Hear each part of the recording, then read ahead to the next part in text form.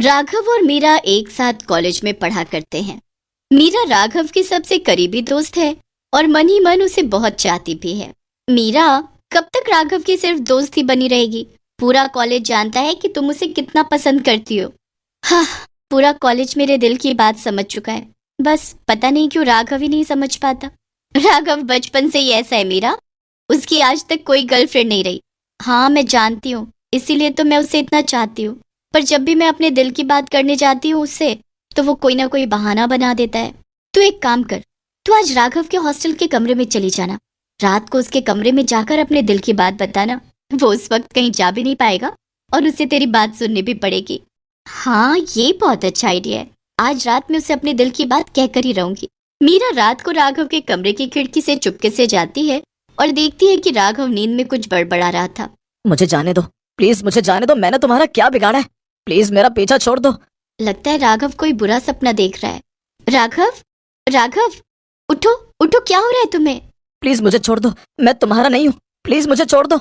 एक काम करती हूँ, मुंह पर थोड़ा पानी मार देती हूँ। राघव, राघव उठो, देखो मैं हूँ, मीरा। मीरा, मीरा प्लीज मुझे बचा लो, प्लीज मुझे बचा लो। राघव तुम पहले शांत हो जाओ, क्या हुआ तुम्हें? तुम ऐसे नींद में कोई बुरा सपना देख रहे थे? मैं तुम्हें कुछ नहीं बता सकता। वैसे तुम इस वक्त मेरे कमरे में क्या कर रही हो? वो मैं तुमसे कहने आई थी कि मैं तुमसे बहुत प्यार करती हूँ राघव। मीरा प्लीज ये सब मत कहो, ये पॉसिबल नहीं है। पर क्यों राघव? मैं तुमसे पता नहीं कब से प्यार करती हूँ। मैंने कई बार तुमसे अपने दिल की बात करने की कोशिश की, लेकिन तुम हमेशा ही मुझे दूर कर देते हो। मैं जानता हूँ मीरा कि तुम्हारे दिल में क्या है, लेकिन क्या? आज तुम्हें सच बताना ही होगा। मैं जानती हूँ तुम भी मुझसे प्यार करते हो, फिर क्या मजबूरी है तुम्हारी, मुझे बताओ तो। अगर मैंने तुम्हें बता दिया तो तुम मुझ पर विश्वास नहीं करोगी। राघव मैं तुम्हारी हर मुश्किल में तुम्हारा साथ दूंगी, चाहे कुछ भी हो जाए। मीरा, मेरा घर राजगढ़ में, मेरे पिताजी वहाँ के ठाकुर हैं। वहाँ हमारी बड़ी सी हवेली भी है। जब मैं छोटा था तो मुझे हर रात सपने में एक रानी दिखाई देती थी। उस रानी का चेहरा काफी भयानक था, बिल्कुल भूतिया।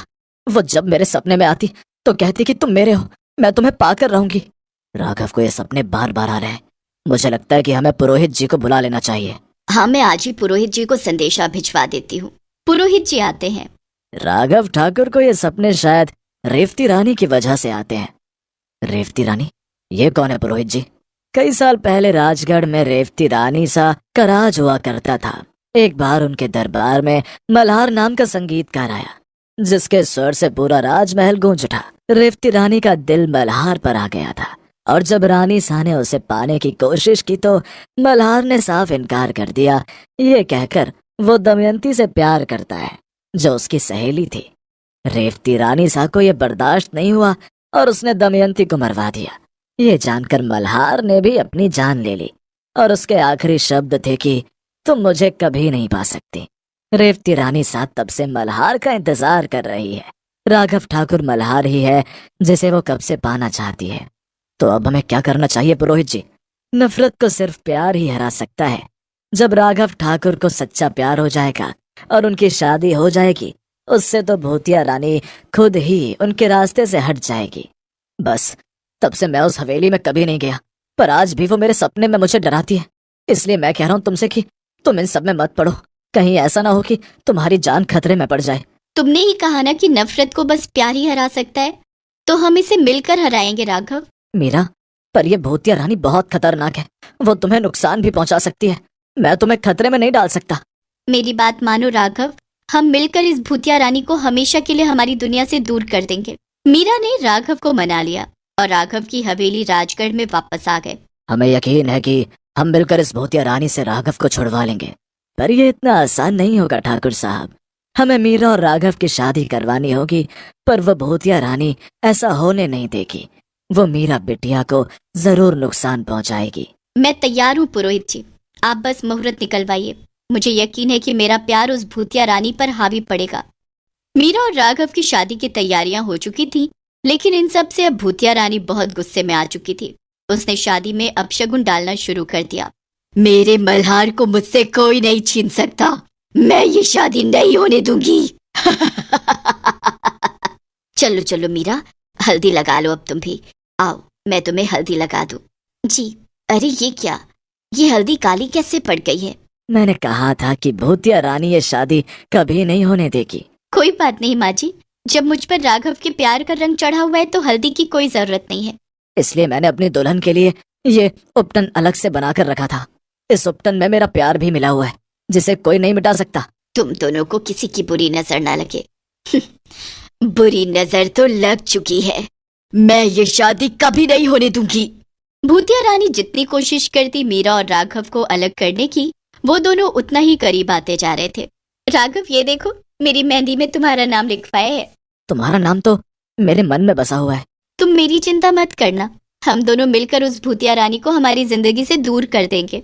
मीरा राघव बात ही कर रहे थे कि मीरा के ऊपर झूमर गिर जाता है, पर राघव उसे बचा लेता है। मीरा, तुम ठीक तो हो? हाँ, मैं ठीक हूँ। अगर आज तुम्हें कुछ हो जाता तो पता नहीं मैं क्या कर देता। तुम चिंता मत करो, मैं ठीक हूँ। मेरा ये भूतिया रानी तुम्हें नुकसान पहुंचाने के लिए कुछ भी कर सकती है। क्या तुम अब भी मुझसे शादी करना चाहती हो? तुम्हें डर नहीं लग रहा? तुम मेरे साथ हो, मुझे किसी भी बात का डर नहीं। मैं तुम दोनों को जल्दी अलग कर दूंगी, फिर मैं मल्हार को किसी का नहीं होने दूंगी। कभी नहीं, कभी भी नहीं। भूतिया रानी ने मीरा को नुकसान पहुंचाने की कोशिश की, लेकिन मल्हार उसकी ढाल बनकर उसके सामने खड़ा था। आज दोनों की शादी का दिन भी आ चुका था। आज राघव की शादी हो जाएगी, फिर इस भूतिया रानी का साया हमारी जिंदगी से हमेशा हमेशा के लिए चला जाएगा। हाँ, मीरा जैसी लड़की को हम अपनी बहू बनाकर बहुत खुश हैं। ये लो, मीरा भी आ गई। बहुत सुंदर लग रही हो मीरा। राघव तैयार हो गए? मैंने राघव को हर जगह देख लिया, पर वो कहीं नहीं है। ऐसा कैसे हो सकता है पुरोहित जी? राघव कहाँ जा सकते हैं? मुझे लगता है उस भूतिया रानी ने ये सब किया है। उसी ने ही राघव को यहाँ ऊपर देखो, मैंने कहा था ना, मैं मल्हार को लेकर ही जाऊंगी। राघव, छोड़ दो राघव को और चली जाओ हमारी जिंदगी से। मैं जाऊंगी, लेकिन मल्हार को अपने साथ लेकर ही।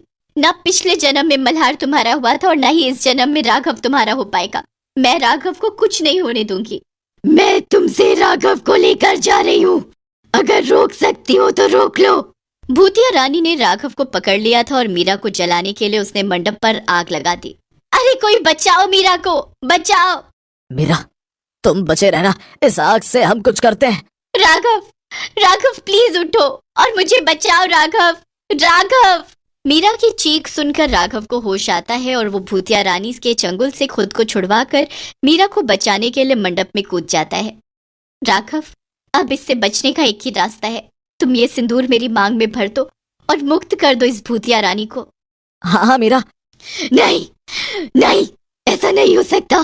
तुम सिर्फ मेरे हो, बस मेरे। अब इनकी शादी हो चुकी है, अब तुम मान लो कि राघव ठाकुर कभी तुम्हारे नहीं हो सकते। शायद यही होना था, न मल्हार मुझे मिल पाया और न राघव। शायद मेरा प्यार सच्चा नहीं था। अब मुझे समझ आ गया है, इसलिए अब मेरी रूह को भी इस दुनिया से चले जाना चाहिए। भूतिया रानी की रूह को समझ आ चुका था कि सच्चे प्यार के आगे नफरत और जिद कभी नहीं टिक सकते। उसकी रूह उस महल से हमेशा के लिए चली गई और राघव और मीरा एक साथ प्यार के बंधन में बंध गए। मीरा, अगर तुम मेरी जिंदगी में नहीं आती तो मैं आज यहाँ नहीं होता। न मल्हार और दमयंती को कोई अलग कर पाया था और ना ही मीरा और राघव को कोई अलग कर पाएगा। हाँ, जब तुमने मुझे वो कहानी सुनाई थी, उसी वक्त मुझे अपना पिछले जन्म की कहानी याद आ गई थी, पर मैं बस सही वक्त का इंतजार कर रही थी। सच ही कहा है किसी ने कि प्यार जन्मों जन्मों के लिए होता है। राघव और मीरा को देखकर ये विश्वास पक्का हो जाता है।